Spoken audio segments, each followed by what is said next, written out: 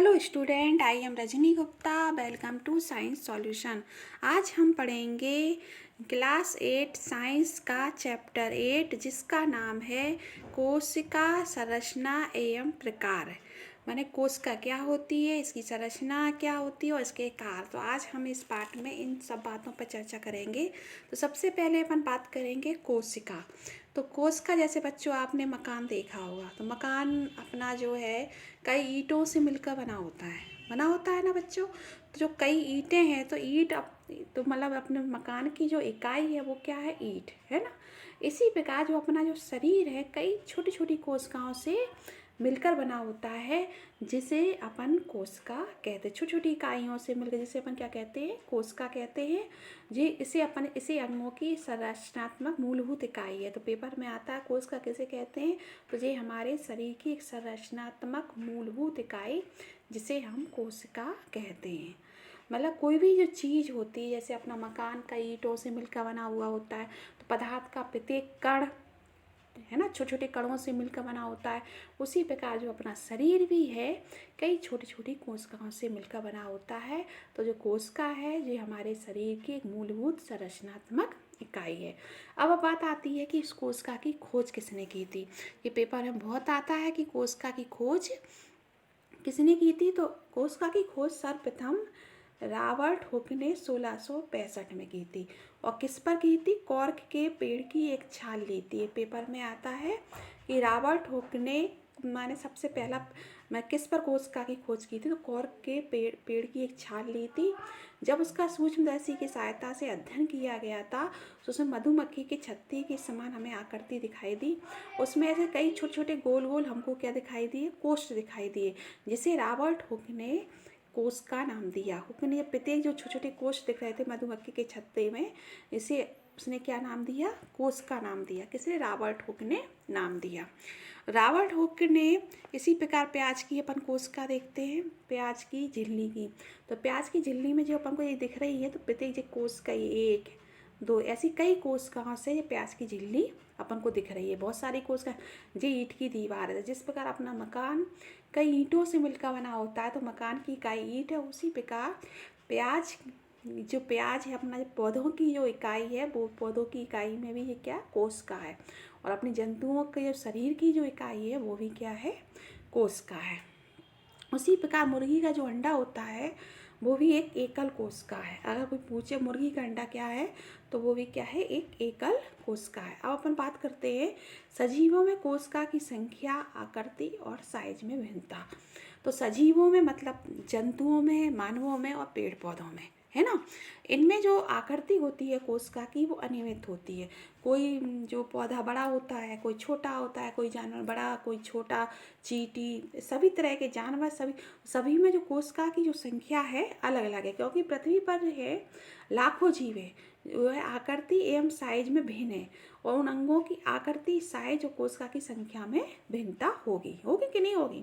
इसी प्रकार अपन अब आते हैं कोशिकाओं की संख्या। तो प्रत्येक जंतुओं में कोशिकाओं की संख्या कैसी होगी, अलग अलग होगी। जैसे अपन ने लंबा वृक्ष है, हाथी है, उसमें जो कोशिकाओं की संख्या का अपन अनुमान ही नहीं लगा सकते कि अरबों खरबों में ये हो सकती है। तो 1 अरब में कितने, 100 करोड़ होते हैं, और 1 करोड़ में 100 लाख होते हैं। इसी कोशिकाओं की जो संख्या है वो अलग अलग सभी जीव जंतुओं में हो सकती है। तो इसी प्रकार जंतु दो तरह में अपन दो कोशिकाओं के आधार पर दो भागों में डिवाइड करेंगे, बहुकोशिक और एक कोशिकीय। ये पेपर में बहुत आता है, बहुकोशिकीय जीव क्या होते हैं। तो बहुकोशिकीय मतलब वह जीव जिनका शरीर एक से अधिक कोशिकाओं से बना हुआ होता है, बहुकोशिकीय जीव कहलाता है। इसे मल्टी सेलुलर कहते हैं, ठीक है। इसी प्रकार और जो जीवन का जो आरंभ होता है किसी भी जीव का, जो कई कोशिकाओं से बना है चाहे वो एक कोशिका से बना है, उसका जो जीवन का आरंभ होगा एक कोशिका से ही होगा। जैसे निषेचित जो अंडा होता है वो एकल कोशिका होती है, उसके बाद वो गुणन करता है, तो वृद्धि और परिवर्धन के साथ उसकी संख्या बढ़ती जाती है। इसी प्रकार एक कोश की मतलब एक कोशिका वाले जीव, जिन्हें हम एक कोश की जीव कहते हैं, जैसे अमीबा और पैरामीशियम। तो ये पेपर में आता है कि एक कोश की जीव के उदाहरण दीजिए, तो अमीबा और पैरामीशियम। एक कोशिकीय जीव में सभी गुण होते हैं। एक कोशिकीय जीव जैसे अमीबा है, एक कोशिकीय जीव है जो भोजन का अंतर्ग्रहण करता, पचाता है, श्वसन, उत्सर्जन, वृद्धि, प्रजनन सभी करता है। लेकिन जब बहुकोशिकीय जीव होते हैं, बहुकोशिकीय जीवों में इन सब कार्यों को करने के लिए अलग अलग अंग होते हैं। तो जो अंग होते हैं तो वो किससे बनते हैं? तो पहले कोशिका, और कोशिकाओं का जो समूह होता है वह ऊतक कहलाता है, और ऊतक अंगों का निर्माण करते हैं। तो ये बच्चों पेपर में आता है, कोशिका मतलब ऊतक किससे बनते होते हैं? कोशिकाओं का जो समूह होता है उसे ऊतक कहते हैं। अंगों का निर्माण किससे होता है? विभिन्न प्रकार के ऊतक अंगों का निर्माण करते हैं। तो ये बच्चों आप ध्यान रखना, ये पेपर में बहुत आता है। इसके बाद अपन पढ़ेंगे अब कि कोशिकाओं की आकृति। अब अभी अपन ने कोशिकाओं की संख्या की बात की थी, जिसके आधार पर अपन ने जीव जंतु को दो भागों में बांटा था, एक कोशिकीय, बहुकोशिकीय। अब कोशिकाओं की आकृति कैसी होती है? जैसे अपन ने पढ़ा, अमीबा की जो आकृति होती है निश्चित नहीं होती, अनियमित होती है। इसका जो आकार होता है बदलता रहता है, क्योंकि इसके जो लंबाई के जो प्रवर्ध होते हैं उभरते हुए दिखाई देते हैं, जिन्हें हम पादाप कहते हैं। अमीबा की अपन ने अभी आकृति देखी थी, ऐसी होती है, अनियमित आकृति रहती है। तो ये क्या है? पादाप है ना। तो ये पादापों के कारण ही अमीबा की जो आकृति होती है अनियमित होती रहती है। तो पेपर में एक प्रश्न आ सकता है कि अमीबा की आकृति बदलती क्यों रहती है? तो ये आप बिल्कुल ध्यान, अमीबा की जो आकृति है बदलती हुई पादाप के कारण होती है, क्योंकि ये गति प्रदान करते हैं पादाप, और भोजन ग्रहण करने में सहायता प्रदान करते। पादाप कौन? जो उंगली के जैसे समान ये संरचनाएं निकली रहती है। अमीबा का आकृति अपन कैसी भी बना सकते। अब आते हैं अपन मनुष्य के रक्त में। मनुष्य के रक्त में जो पाई जाती हैं WBC और RBC। WBC मतलब श्वेत रक्त कणिका, और RBC मतलब लाल रक्त कणिका। ये भी अपनी एक कोशिकीय माने एक कोशिकीय संरचना है, मतलब ये एक कोश का है। ये अमीबा एक आपस में पूर्ण विकसित जीव है और स्वतंत्र। अमीबा एक कोशिकीय जीव है, पर अपना एक कोशिकीय जीव मतलब पूरी तरह से स्वतंत्र है, अपने पूरे कार्य संपादित कर सकता है। अब इसके बाद अपन आते हैं आकृति पर। जो तंत्रिका पेशिका होती हैं, अपनी रक्त पेशी या तंत्रिका जो पेशिकाएं होती हैं, इनकी जो आकृति होती है अलग अलग होती है। कोशिका सामान्यतः गोलीय, चपटी, गोल, लंबी होती हैं। कुछ लंबी होती हैं, इनके दोनों सिरे नुकीले होते हैं। इनका जो आकार होता है तर्क रूप होता है। कुछ कोशिकाएं बहुत लंबी होती हैं, शाखान्वित होती हैं। तो सबसे जो लंबी कोशिका होती है अपने शरीर में वो होती है तंत्रिका कोशिका। पेपर में आता है तंत्रिका कोशिका क्या होती है? तो ये अपनी लंबी होती है। तंत्रिका कोशिका संदेश प्रदान करने में सहायता करती है। जैसे अपने पैरों में कांटा लगता है तो अपन को आवाज़ मस्तिष्क पर पहुँचता है, तो ये कौन देता है संदेश? ये तंत्रिका कोशिका के द्वारा ही हमको ये जानकारी मिलती है। ये चित्र है, तो ये तंत्रिका कोशिका का चित्र है, पेपर में बहुत आता है। ये पहला ए नंबर पर गोलाकार कोशिका है, बी पे तर्क रूप पेशी कोशिका है, और तीसरी ये तंत्रिका कोशिका। तो बच्चों ये चित्र आप कॉपी पे बना लेना, ये पेपर में पूछे जा सकते हैं। इसके बाद अपन आते हैं कोशिका का साइज। अभी अपन ने संख्या पढ़ ली, आकृति पढ़ ली, अब आते हैं साइज। कोशिका का जो साइज होता है वो 1 मीटर 10वें लाखवें भाग के बराबर होता है। कुछ कोशिकाएं बहुत छोटी हैं जिन्हें अपन नग्न आँखों से नहीं देख सकते। तो पेपर में आता है सबसे छोटी कोशिका का साइज कितना होता है? 0.1 से 0.5 माइक्रोमीटर। ये जीवाणु कोशिका होती है। और सबसे बड़ी जो कोशिका होती है शुतुरमुर्ग का अंडा, जिसका साइज 107 mm × 130 mm होता है। तो ये भी पेपर में बहुत आता है बच्चों, इसे भी बहुत अच्छी तरीके से आप याद कर लेना कि सबसे छोटी कोशिका कौन सी होती है और सबसे बड़ी कोशिका कौन होती है। अब अपना नेक्स्ट टॉपिक है कोशिकीय संरचना एवं कार्य।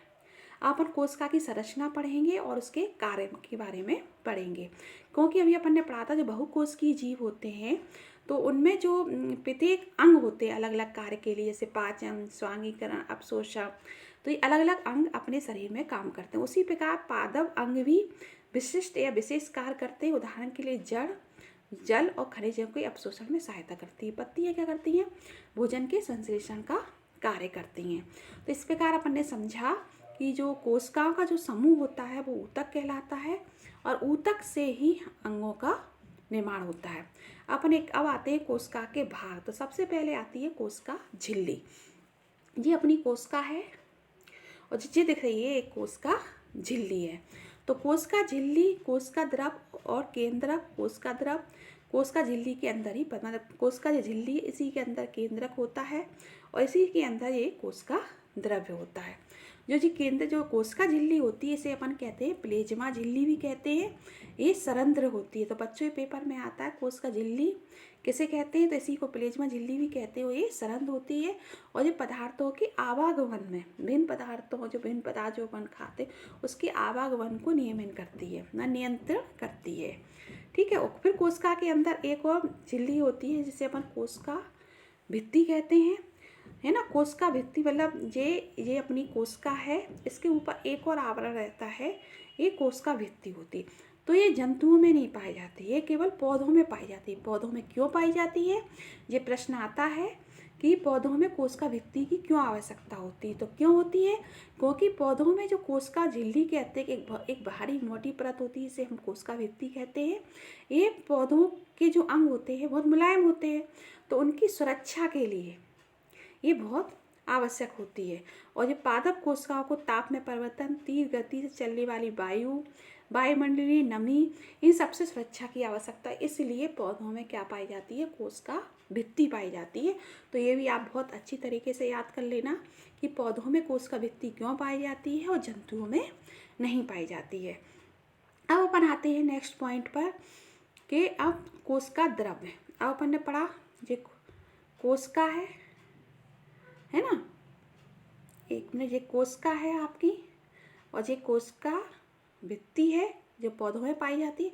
अब इसी के अंदर ये द्रव्य होता है, एक जेली के समान पदार्थ होता है, कोशिका झिल्ली और केंद्रक के बीच में पाया जाता है। ये केंद्रक है और इन दोनों के बीच में पाया जाता है। इसी के अंदर कई कोशिकांग पाए जाते हैं। कोशिका द्रव्य में ही पाए, जैसे माइटोकॉन्ड्रिया, गोल्गी काय, राइबोसोम इत्यादि इसी में पाए जाते हैं। ठीक है। अब अपन आते हैं केंद्रक। अपन ने अभी पढ़ा ही था कि कोशिका के बीच में जो होता है वो केंद्रक होता है। केंद्रक के गोलाकार कोशिका के मध्य में स्थित होता है ना। इसी केंद्रक के बाहर एक और झिल्ली होती है जिसे केंद्रक झिल्ली कहते हैं, इसे केंद्रक का आवरण कहते हैं। झिल्ली सरंध्र होती है, कोशिका द्रव और केंद्रक के बीच पदार्थों के आवागमन को नियंत्रित करती है। अब केंद्रक के अंदर भी कई छोटी छोटी संरचनाएं होती हैं जिनसे अपन न्यूक्लियस कहते हैं।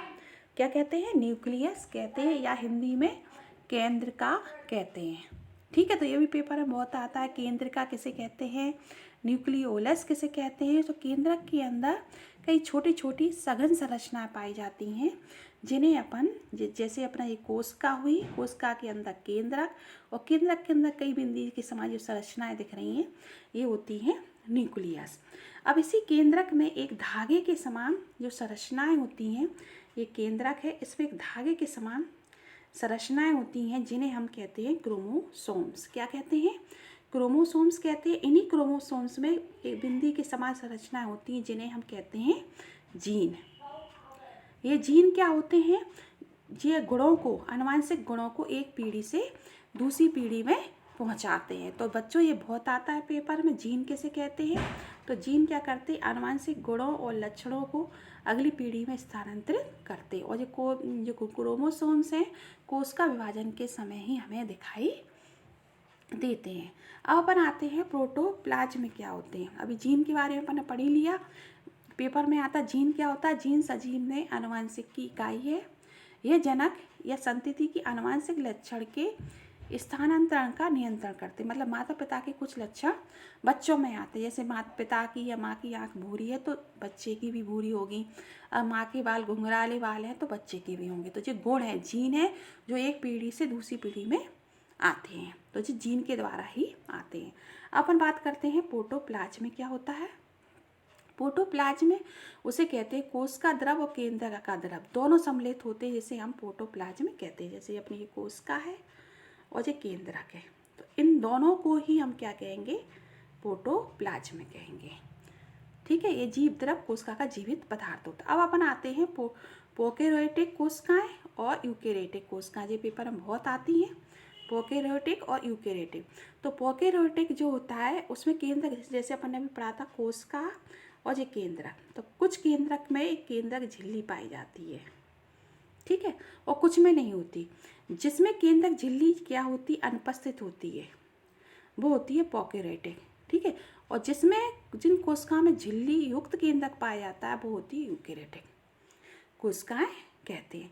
जिनमें नहीं होता है वो जीवाणु नीले हरे शैवाल होते हैं, है ना। और ये प्याज की कोशिकाएं और प्याज की झिल्ली गाल की कोशिकाएं, इनमें झिल्ली युक्त केंद्रक पाया जाता है, उसे अपन यूकेरियोटिक कोशिकाएं कहते हैं। अब अपन बात आते हैं रिक्तकाएं। रिक्तकाएं क्या होती हैं? तो रिक्तकाएं जो होती हैं पौधों में, तो पौधों की कोशिकाओं में पाई जाती हैं बड़ी, और जंतुओं में ये बहुत छोटी पाई जाती हैं, ठीक है।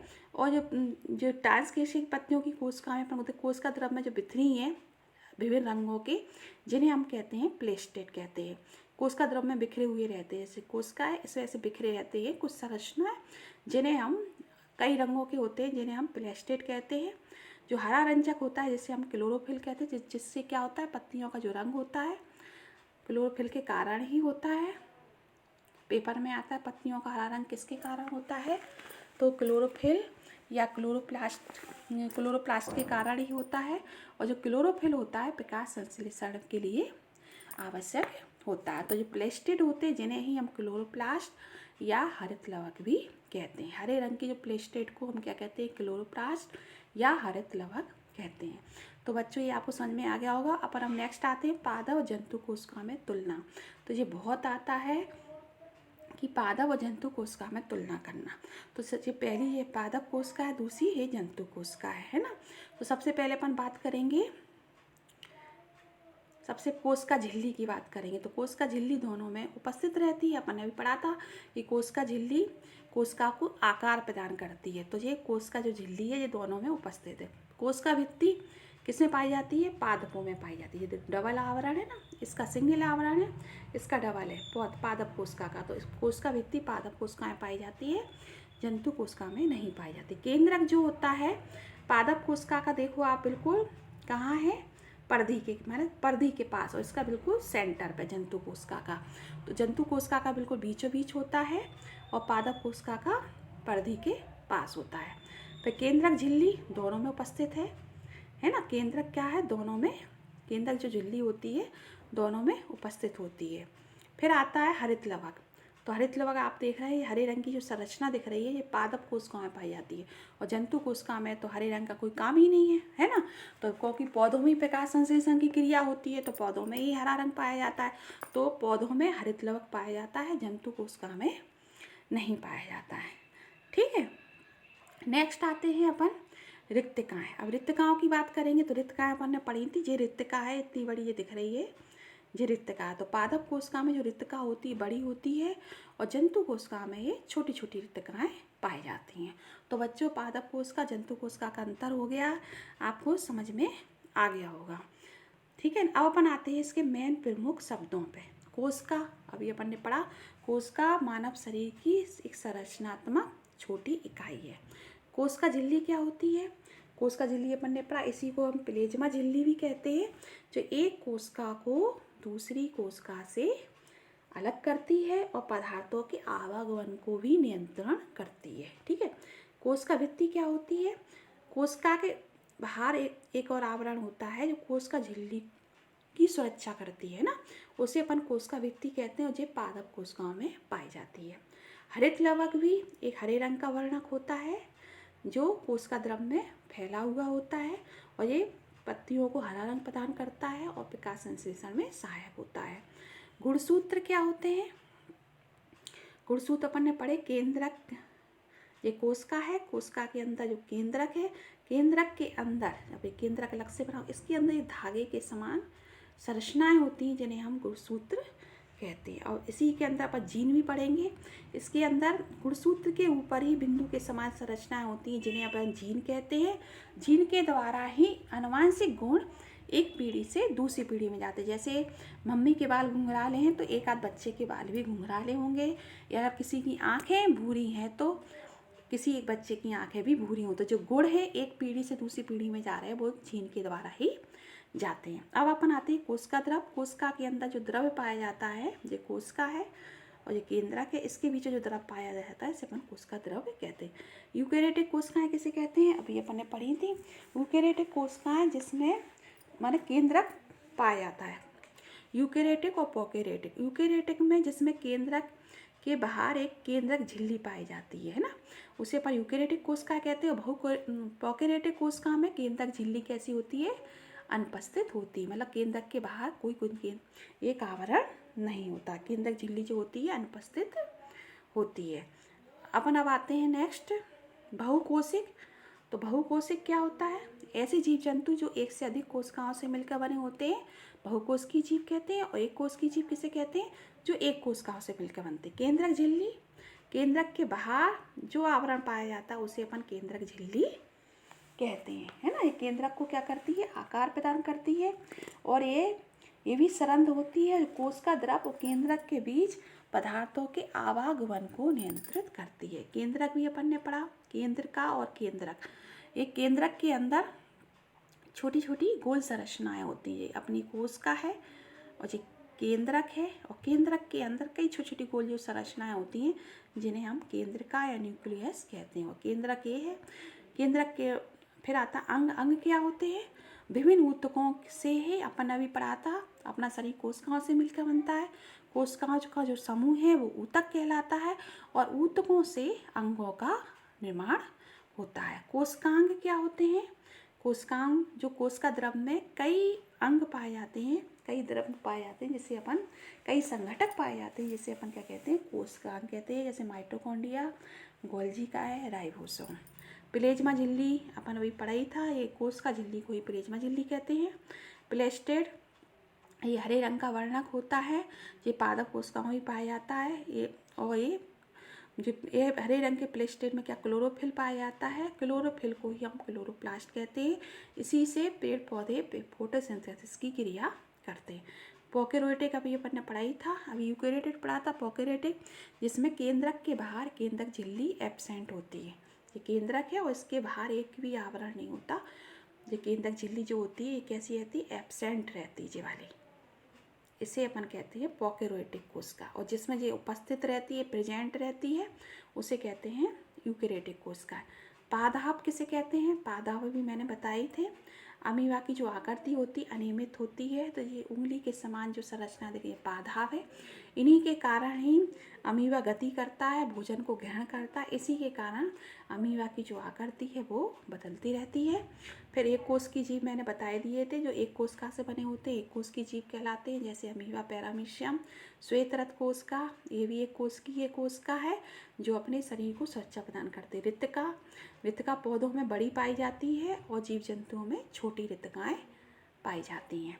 तो बच्चों ये पार्ट अब पूरा हो गया, आपको समझ में आ गया होगा। कहीं भी कोई भी शब्द या कोई भी टॉपिक अगर आपको समझ में नहीं आया उसे कमेंट सेक्शन में लिखना। मैं सभी के प्रश्नों के, सभी शब्दों को क्लियर, सभी के जो प्रश्न हैं उनका पूरी तरह से जवाब देने की कोशिश करूँगी। अगर आपने मेरे चैनल को सब्सक्राइब नहीं किया बिल्कुल कीजिएगा, जिससे आने वाले वीडियो के नोटिफिकेशन समय पर मिलते रहें। घर पर रहें, सुरक्षित रहें। धन्यवाद।